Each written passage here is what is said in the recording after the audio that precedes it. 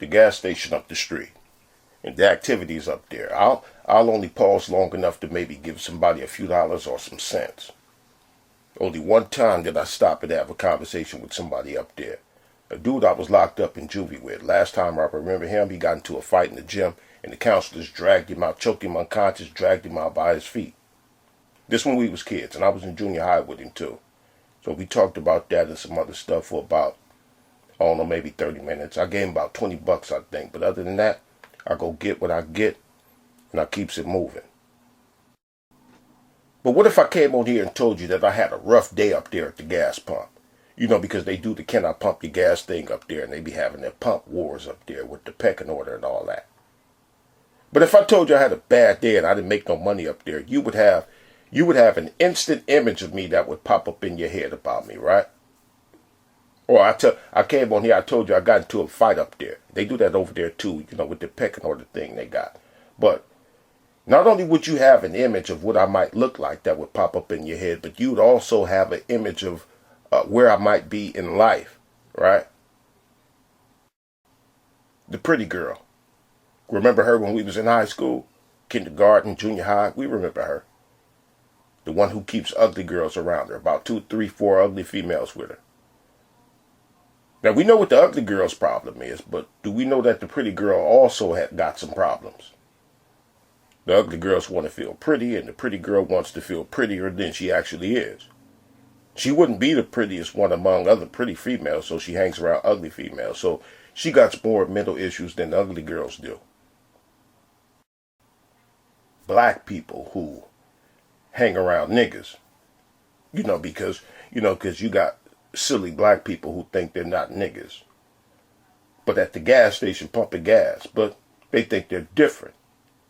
And I'm not going to be talking about name calling people dumb, ignorant, moron, stupid, and other names. I'm not talking about mere name calling. I'm talking about black people who think of others as like the dregs of society or miscreants or uneducated. Not just name calling. I'm not just talking about name calling. I'm talking about people who try to speak in like a caste system type of way, where they've told themselves that they're of some upper class on here. But what is the company you keep? Now, the birds of a feather flock together thing is not to be applied across the board and in all situations, because sometimes you can have people around each other that are not like-minded. But other times, birds of a feather do goddamn well flock together.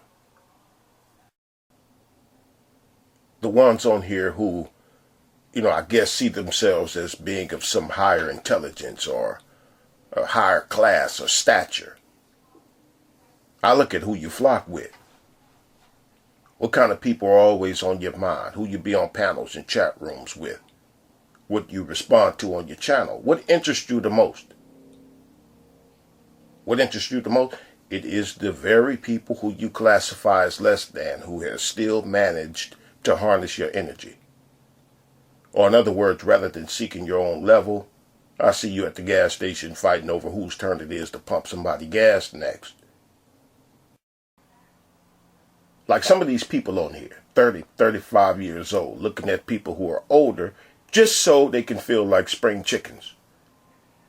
Like some young bucks. Talk about you old heads. When 30, 35, that's not young. Or it's only young when you are looking at people who are older. But to a teenager, you're 30, 35, you old. You old as hell. Like what I was saying about the pretty girl. Why are you hanging around ugly people? And what do I mean by hanging around? I mean literally and or the people that has captured your attention so much. Now let me play some audio for you. It's about 2 minutes long. And they went for a lot longer than that. I recorded that too, but I chopped out about 2 minutes of it for here. It's a back and forth between Victor Moan and this clown named NBK. If it was something please hit the mic. Hold on, let me. I felt like we wouldn't have had that kind of vibe. So I don't. Nobody's scared of nobody. Like, when do the shit stop, my nigga? Like, I don't have no beef with him. I don't know about no truce or no whatever, because I'm not in a situation where I need a truce. That's for, dudes like you, Vic, that spend your whole life trying to, obsessing over other people. And so, I'm not getting it. Well, no, I go around and squash beats, sir. See, that's the lie you tell. You just a cat. You like a catty little bitch. You just want to keep Well, I can be a chatty little bitch. I'm more respected in these streets than you. You're a fucking clown. I mean, whatever. Call me whatever you want to. I'm respected more in these YouTube streets. See, that's what you want, MBK. You want my respect level. I don't want your respect. All the names you want to, but I'm well more respected on these streets than you. What YouTube streets? I mean, I'm respected in real life. Well, we already know I'm respected in real life.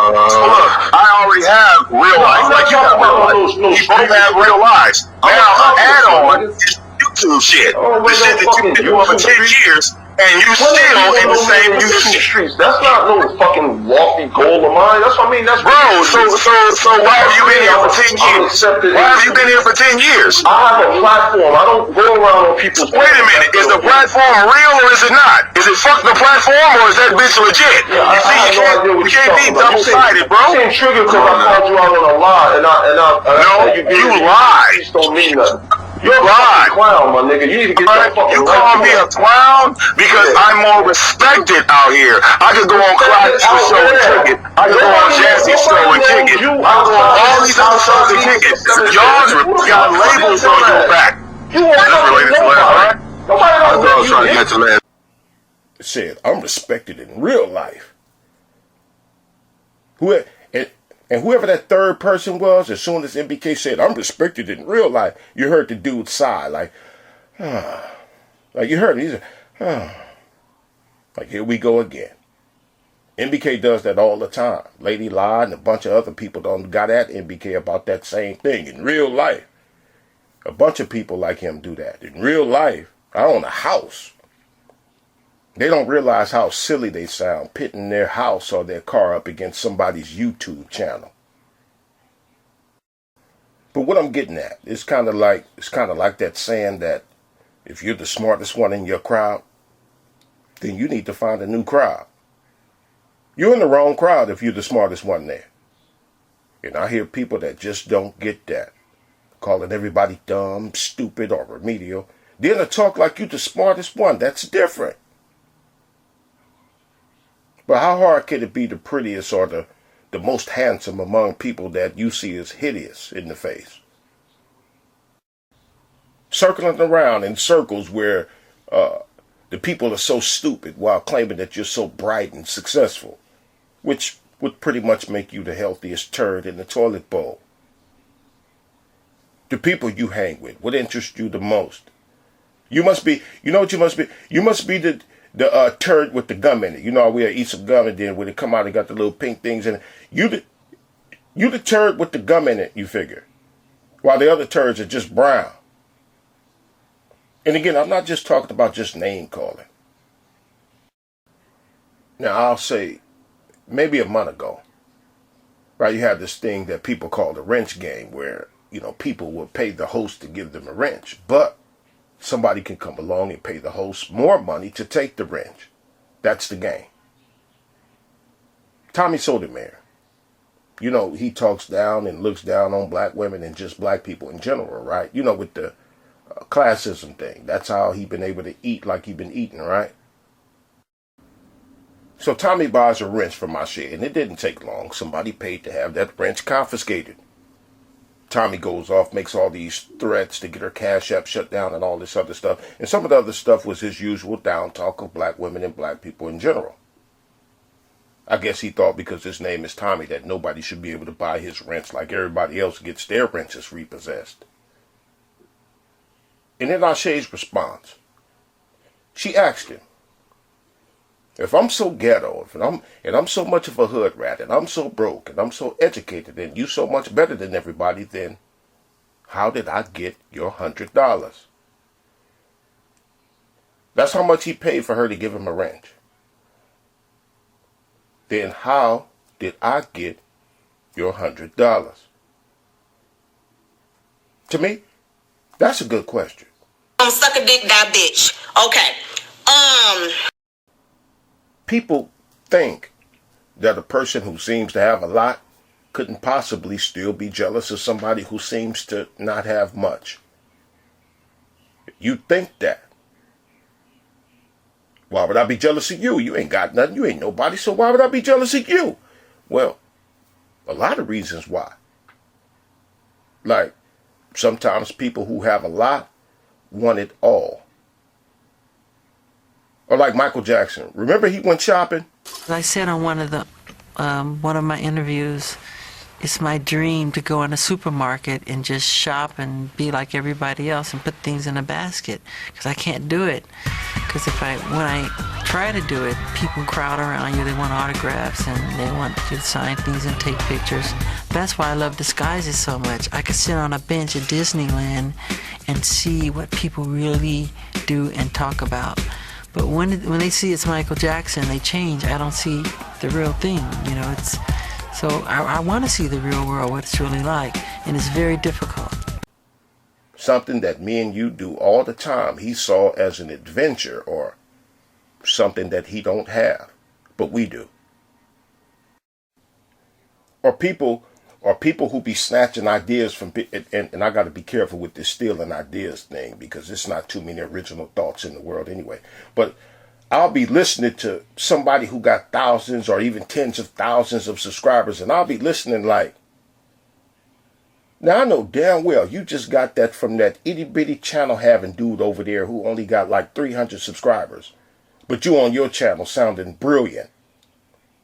Knowing damn well you just got that from that lady over there who only get like 40 views per video. I heard her. And you don't really don't took that thing, but you over there on your channel sounding profound and great. We hear about that all the time. We hear about this all the time, where some nobody is suing some well-known movie producer for stealing their whole movie from them, or taking their song that nobody knew about but went platinum with it. So there are people who do want what nobody's got.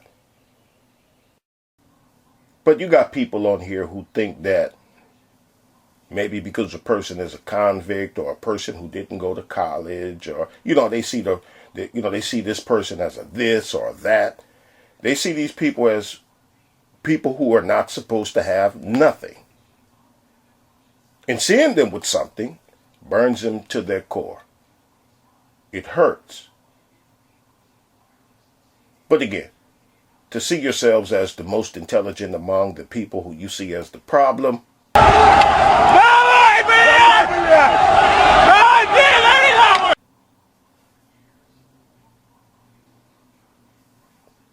so you're the smartest and most well-refined person here. In the midst of this, you're a success. You're the success. But really, you're not the person in the window filming it. But you'll just tell yourselves that.